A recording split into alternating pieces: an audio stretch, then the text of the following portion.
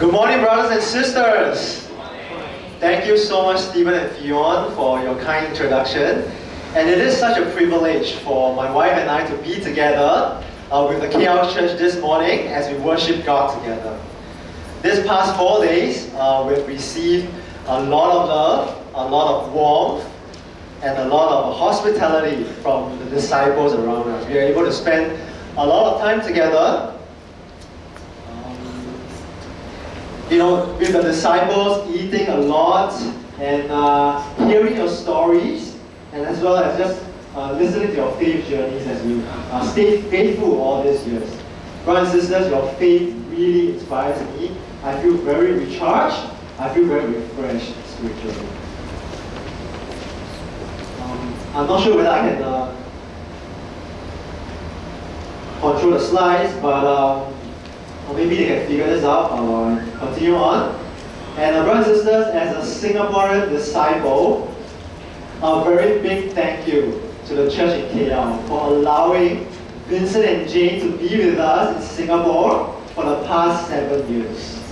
In our time of need in the Singapore church, I know that Stephen and Fion did a great job in those 7 years, and I know that the church was sacrificial in giving us Vincent and Jane to lead us. And I really want you to know of the impact that Vincent and Jane has given to the Singapore church. Because of your sacrifice and because of their sacrifice, the Singapore church benefited very much from their leadership, from their vision, from their hearts, from their diligence, and their tenacity to preach the gospel. And I know that the Singapore church would not be where it is today without the guidance and the leadership of Vincent and Jane. My wife and I, we also benefited very much personally from Vincent and Jane being there with us because we had the opportunity to be discipled by them in the year of 2018. Well, for me personally, because I was being discipled by Vincent, 2018 was a very uncomfortable year for me because there was a lot of challenges that I need to overcome. There was a lot of things that I need to change in. And 2018, as I look back, it was really a breakthrough year in my life, in my character, in my marriage, in my parenting, and also in my ministry.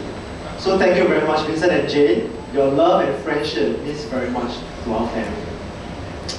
Well, my wife and I, we miss them so much that we decided to spend the last 4 days in Kuala Lumpur. And a huge portion of our trip, we were spending time with them. We were catching up with them, we were being discipled by them, and we were asking a lot of advice from them. We were spending so much time with them that we almost forgot that there were 8 Singaporean disciples that came with us for the School of Missions. And they felt a little bit neglected by us. And you know what? My wife and I make no excuses for that because we were happily forgetting about them because I know that the KL church, your disciples, are taking care of them. You were hospitable to them. You were, even in the places that they were staying in, you gave them food, you gave them shelter, and I am confident that you will take care of them. So thank you very much, the KL church, the disciples, for taking care of all of us from Singapore. And thank you so much for the love and kindness once again. My wife and I, we lead the campus ministry in Singapore, and this is a recent retreat that we took to in Johor Bahru, near Pasir Gudang. And this is our campus ministry. We have about 150 disciples in our ministry today. It is a big ministry, and we do need a lot of help as well. I know that this year in the KL Church, you're working on the theme of belief, and I love this theme of belief because it reminds me of how we all started our discipleship. When I think back about belief, I think back about the time when I made Jesus Lord. And I found this photo of myself being baptized in 2006 as a 20-year-old. I don't think I look very different from here. I'm still looking young.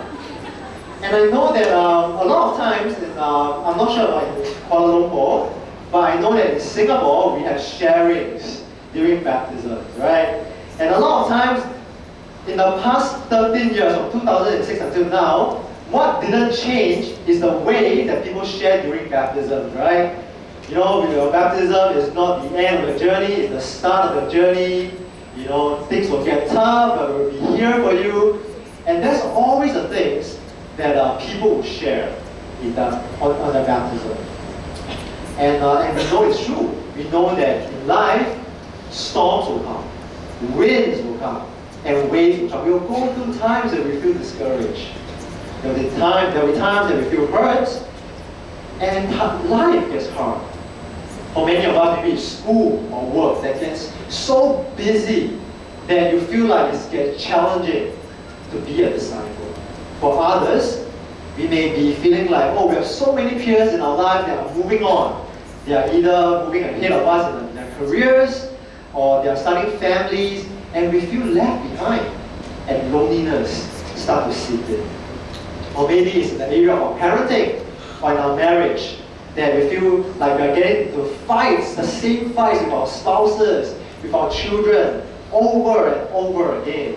And those things bring hurts. And these are the times that we can start to struggle to believe in God's plans for us. All of us, when we came through the waters of baptism, we believe that Jesus is Lord. We believe that Jesus died for our sins. We believe that we're going to live a life that is transformed. But when discouragement comes, hurts comes, it slowly erodes our faith. It's not overnight, but gradually it erodes our faith. This morning, I want to talk about faith. I want to talk about what it means to be faithful. I want to talk about what it means to have our faith taken away and how we can strengthen our faith as well. Amen? Let's turn our Bibles to Matthew chapter 8. We will read in verse 23.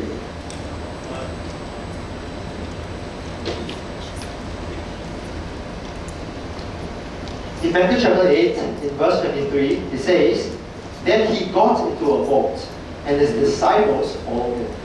Suddenly a furious storm came up on the lake, and the waves swept over the boat. But Jesus was sleeping. The disciples went and woke him, saying, 'Lord, save us! We are going to drown.' Jesus replied, 'You of little faith, why are you so afraid?' Then he got up, rebuked the winds and waves, and it was completely calm." For many of us, this is a very familiar passage about the disciples and Jesus being caught in a storm. And if I were to be caught in a storm like this, I would feel afraid. And the thing that we can see in this passage is that some of these disciples, they are seasoned, experienced fishermen. They must have gone through many, many storms in their lives. And yet, when they saw the storm, they started fearing for their lives. And because the storm was so violent, so furious, something that they probably have not experienced before, they started to feel afraid that they would lose their lives. The disciples were afraid. And there are also times in our lives that we can feel afraid as well. And when we feel afraid, the first thing that comes to our mind maybe is that, hey, I need to be more brave. I need to be more courageous. I remember in my national service time that as part of my national service, I went through something like this. That's not me sliding down the rope, but I remember the times when I was trained to be in a helicopter. And the helicopter will hover about 10 stories high, and then you have to throw down a rope. And you watch the rope drop to the floor, 10 floors down, and you've got to slowly get out of the helicopter and start to slide down. Can you imagine how afraid of heights I would be? That my knees were knocking each other as I climbed out to stand on that little beam below the helicopter. I was so afraid, and I thought I would never do this again. But in fact, during my national service time, I did it once, I did it twice, and I did it a few more times, and every time I went up, I was afraid. And I just thought to myself, Anthony, don't be so timid. You've got to be a lot more brave. You've got to be more courageous. And a lot of times, we see that having courage is the opposite of being afraid. But as we look into the passage that we just read, Jesus did not say, "You of little courage, why are you so afraid?" Jesus said, "You of little faith, why are you so afraid?" The way that Jesus sees it, the opposite of being afraid is not to have more courage. The opposite of being afraid is to have faith. And in Jesus' mind, if you have faith, you will not be afraid. And because you are afraid, that shows that you have no faith. Brothers and sisters, fear, being afraid, erodes our faith. Being fearful takes away our faith. And here's the thing. I know for myself there are many times that I can give in to faith instead of giving in to my faith. I can think of all sorts of situations that I can feel fearful about. There are times that I know when I disciple brothers, when I get one-on-one time with them, and I want to speak the truth to him, but there are times that I fear because I'm not sure what kind of response that he'll be giving me. There are times that I think about giving financially to the church, and I fear that if I give, I may not have enough for my family. There are times that I'm reaching out to people, to the lost, and I'm fearing that I might come across too aggressive and too religious, and I stop doing these things altogether. In those moments, I know that I will be afraid to look stupid. I'll be afraid to come across as not good enough. I'll be afraid of feeling rejected. I'll be feeling afraid of losing out. It affects my decision making. I make decisions, therefore, not to stretch my faith. And I make faithless decisions to not put myself in situations where I could fail or I could look bad. And when I start to make decisions out of fear and not out of faith, my faith gradually becomes stagnant. And brothers and sisters, many of us, I know that we've been around for many years, and I appreciate all of us for being faithful. And I think all of us would know what it feels like for our discipleship when our faith is stagnant. Sometimes when our faith is stagnant, our discipleship feels like a routine, a burden. It feels directionless. It feels joyless. It feels like a responsibility. And it's not nice to be a disciple when we are faithless. Brothers and sisters, what are some of these areas in your lives today that you have been giving into your fears that is slowly taking away your faith? Well, as Stephen just introduced, I love reading, and I want to share about a book that I've been reading the past couple of years that really transformed my thinking. And this book is by the name of Mindset.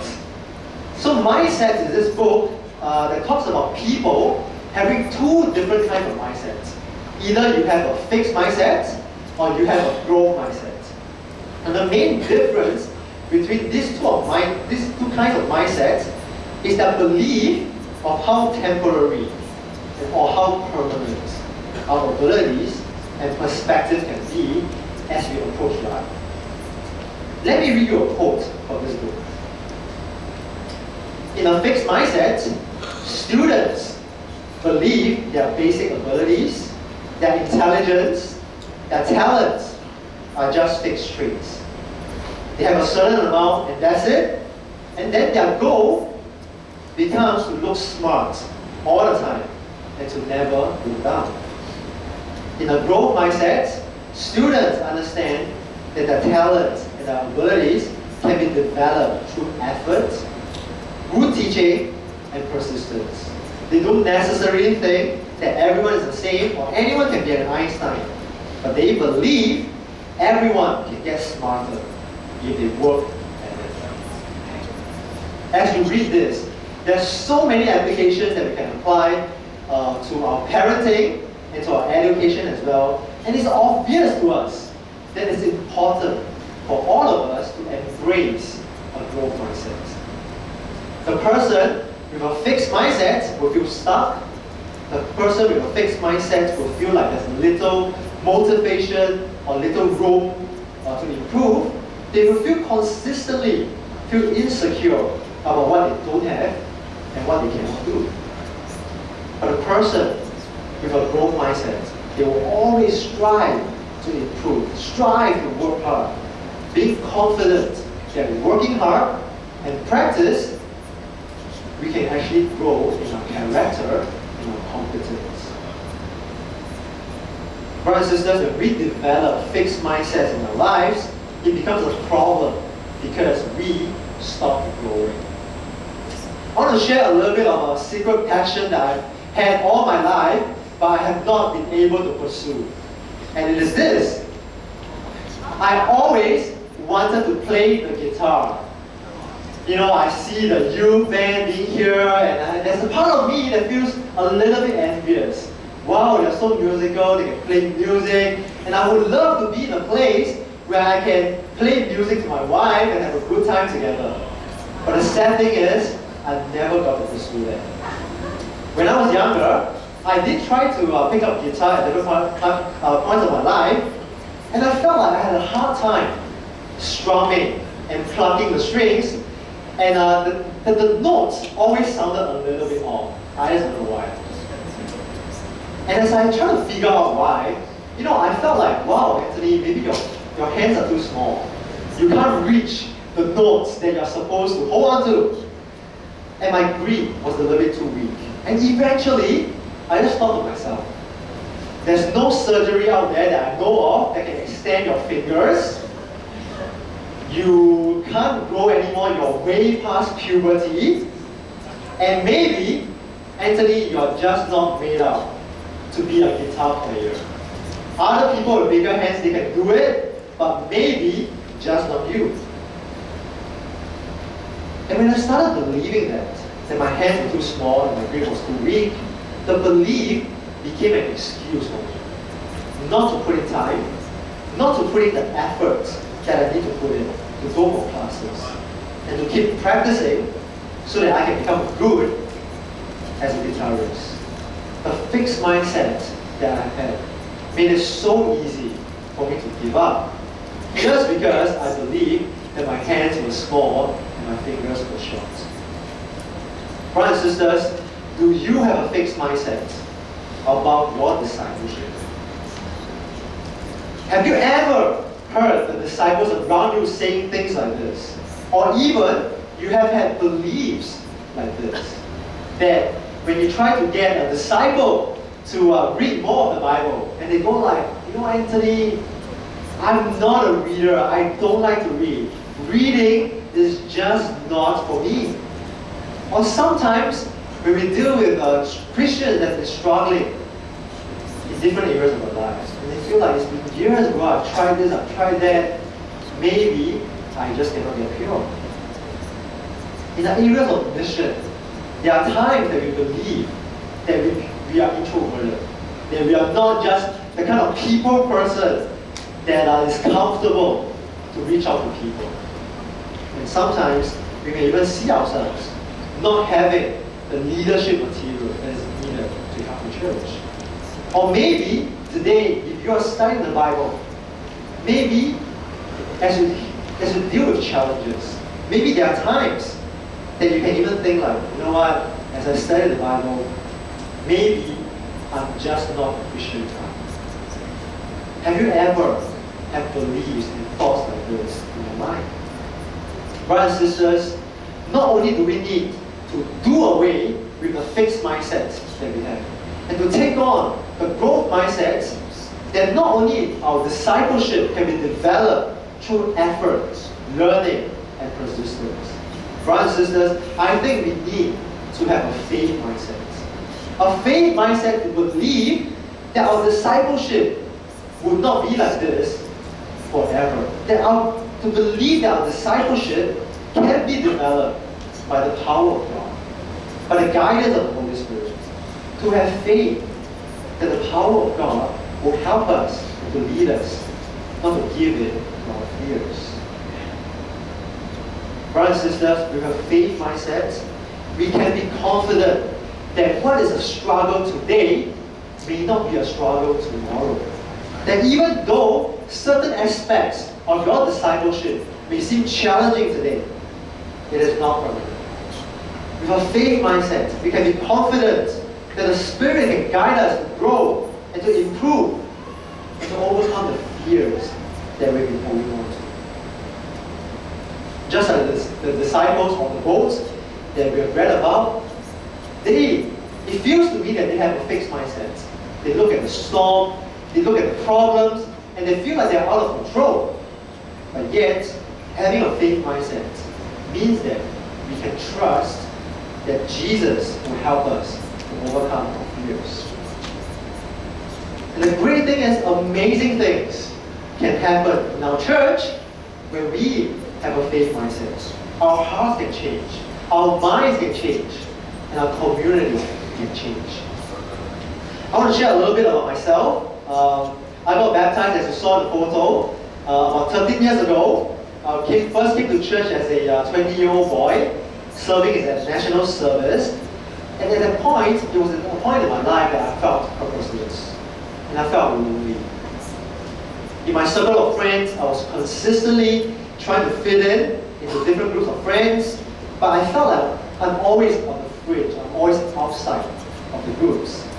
My perspective on the world, my perspective on friends was very flawed, and I want to change. I want to change my life, but I just didn't know how to. I felt that I wanted more of this life. I don't want to feel lonely. I don't want to struggle anymore, but I didn't know where to start. Brothers and sisters, when I first stepped into the Singapore church, their faith mindset changed me. Seeing the disciples overcome their fear of rejection to love one another unconditionally gave me hope that this could be my community as well. Seeing the disciples overcome their fears of persecution, of the mission, gave me hope that people will persevere with me in my journey of faith as well. Seeing the disciples overcome their fears of speaking the truth and seeing them spur one another on gave me hope that overcoming struggles is not an individual journey. It is a journey to be taken with your friends and with the community. Brothers and sisters, the church, the disciples' faith mindset impacted me and changed me and transformed me to be the person I am today. And I know for the KL church, and I know that churches all around in our region, in our families in our region, I know that we are capable to have the same faith mindset as we think about discipleship. Sometimes as I lead the campus ministry, I know that it's sad for me to imagine how many of the 20-year-olds out there that's like me, purposeless, lonely, and insecure.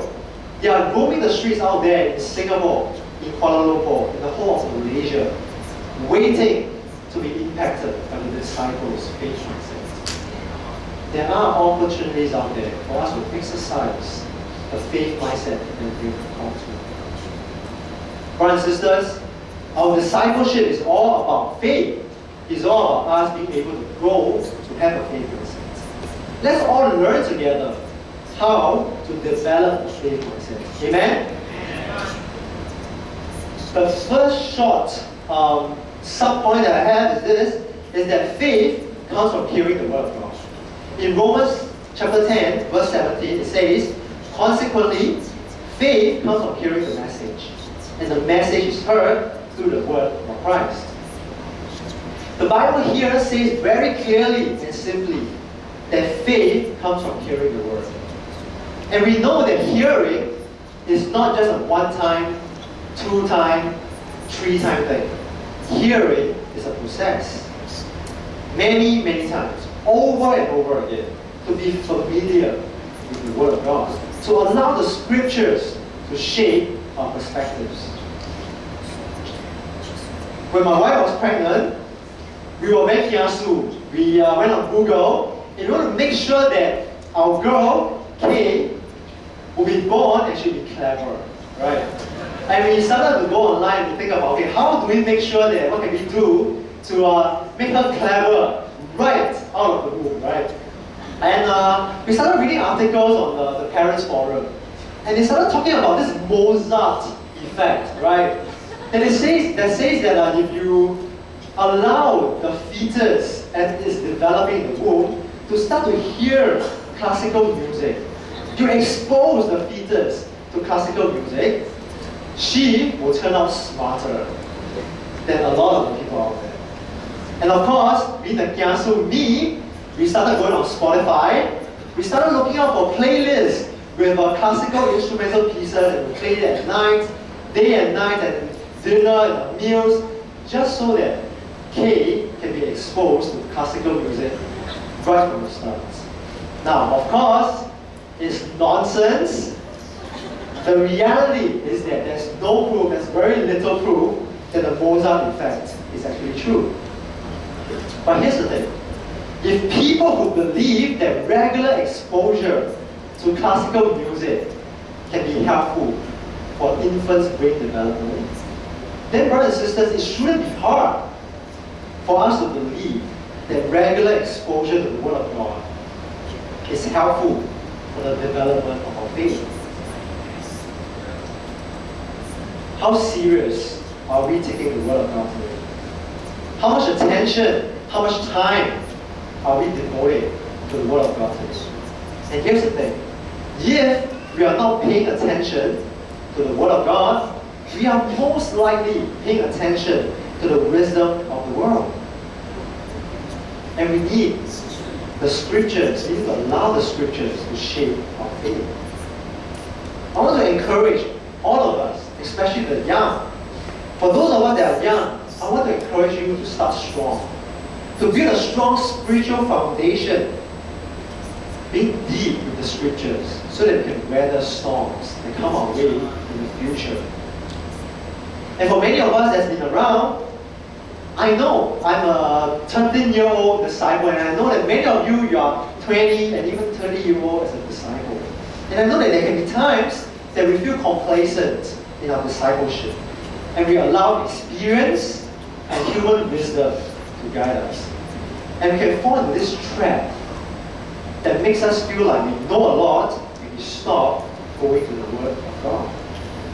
Let's come back together as a church to the Word of God together so that we can develop our faith. Families, fathers and mothers that are out there in this congregation today, are we still having family devos with our children? Are we still making time in our weeks to read the Scriptures together with our children? I want to encourage you to persevere with family devos. I know that there are times that your children will look bored. They will look distracted. They will not be paying attention. But I want to encourage you to persevere with them, because exposure to the Word of God is important to you. In our D groups, in our discipling, are we still using Scriptures to spur and to challenge and to motivate one another to be like Christ? Or are we using experience again and human wisdom to help one another? Let's make it a habit to help one another, to hear the Word of God together so that we can grow in our faith. Amen? Faith goes together with deeds. In James chapter 2, verse 26, it says, as the body without spirit is dead, so faith without deeds is dead. Again, the Bible is very clear, very simple in telling us that faith without deeds is dead. Just like a body that was previously alive, but when it's alive and it loses spirit, the body will become dead. And just like many of our faith could be alive, but when it does not translate into deeds, our faith will become dead. Our deeds, the things that we do, the actions, is what makes our faith come to life. Have you ever felt like there's a thing in your life that the more you do it, the more you are convinced that it is a good thing to do?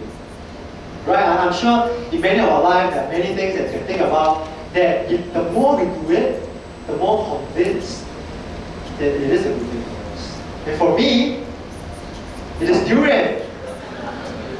I was born in Hong Kong, and when I first came to Singapore, I was blown away like how could people like durian? It's prickly on the outside, it's smelly on the inside, and it dirties my fingers, and the smell stays there for a really, really long time. Why would people like this fruit? Is it the fruit? Is it that nutritious? It's just sugar, right? And I was really judgmental about durian. But durian is one thing that I know that the more I eat it, wow, the more flavorful it becomes. The more I enjoy it, the more I feel it. Brothers and sisters, sometimes our discipleship is like this. That sometimes our actions has to be the one to affirm our faith and our beliefs. When we evangelize, when we reach out to people, we are affirming our beliefs time and again that God wants all men to be saved and the harvest is plentiful out there. When we devote time to study the Bible, we affirm the belief that the Word of God is powerful.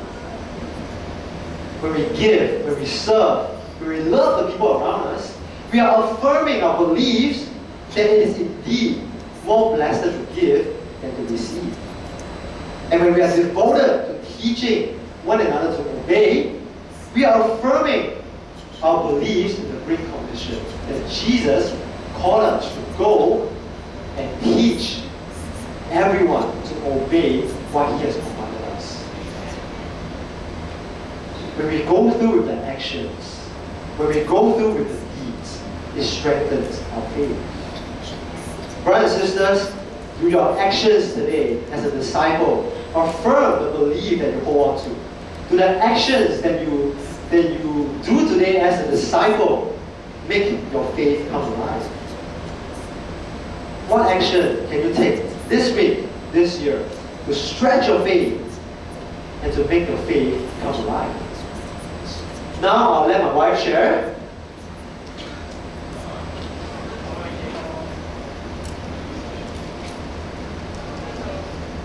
Hello. Yes. Hi. Okay, I'm Wei Qing. So I really appreciate the point that Anthony brought up about faith come from hearing the words. Over my 12 years as a disciple, I have so many friends who came to know God, and I also have so many friends lose their faith in God. You know, in these different experiences, I think it came to a time I started to feel fearful that one day I might lose my faith too. You know, the discipleship that I fight so hard to have will come to nothing. So there were so many obstacles I remember when I was a young Christian I experienced. So I had to deal with a lot of family persecution, given that my parents were not from church, and to come to faith. So at different points, I had to make a decision to travel, from Johor to church in Singapore in a regular basis. And it took me 2 hours plus just to come to church on Sunday.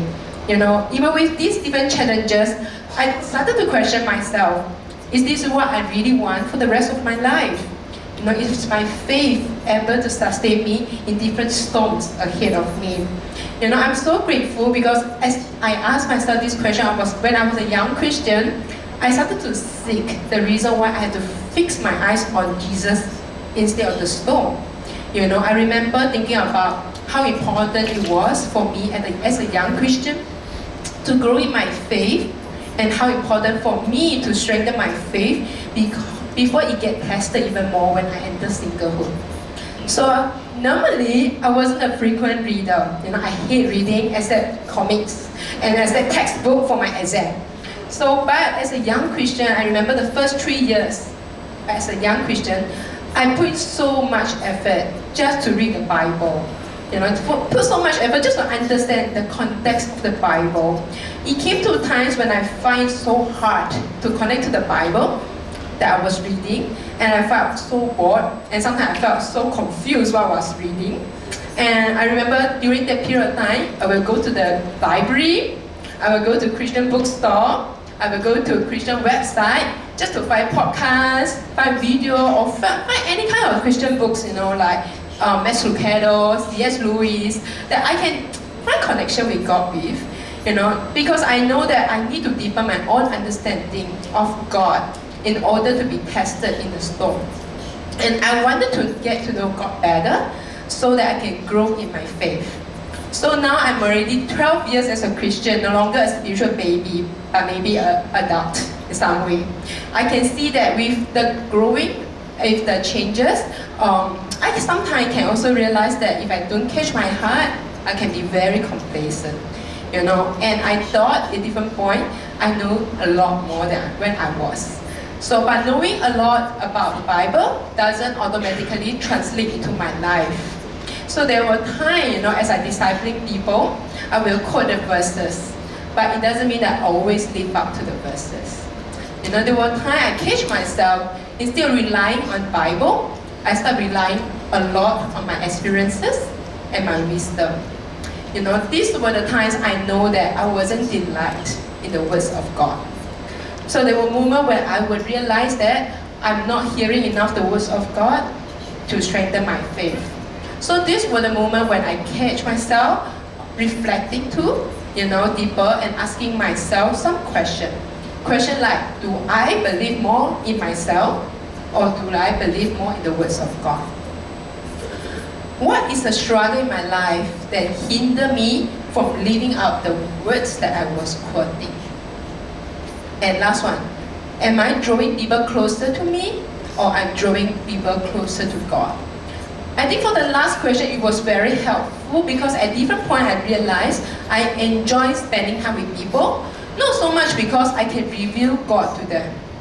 I enjoy spending time with them because I see them needing different helps and support from me.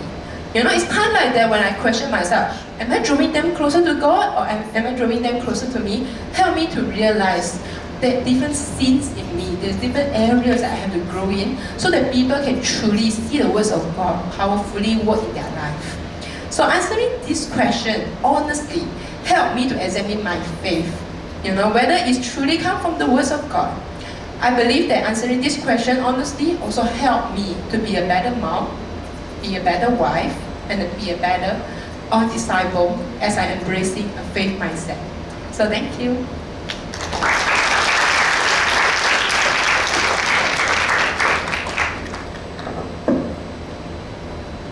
So church, we spoke about a couple of things today. The opposite of faith is fear. Let's not allow fear to come to erode our faith. Let's learn together how to develop a faith mindset so that we are seeing the power of God, the Holy Spirit working through us as we overcome our fears.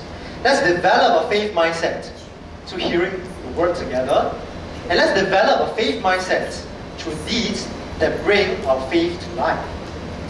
Brothers and sisters, thank you. It's great to be with the church in KL. I hope that this has been helpful for you as you think about your belief. And thank you once again for your love, warmth and kindness and hospitality to us, the Singaporeans, and thank you very much.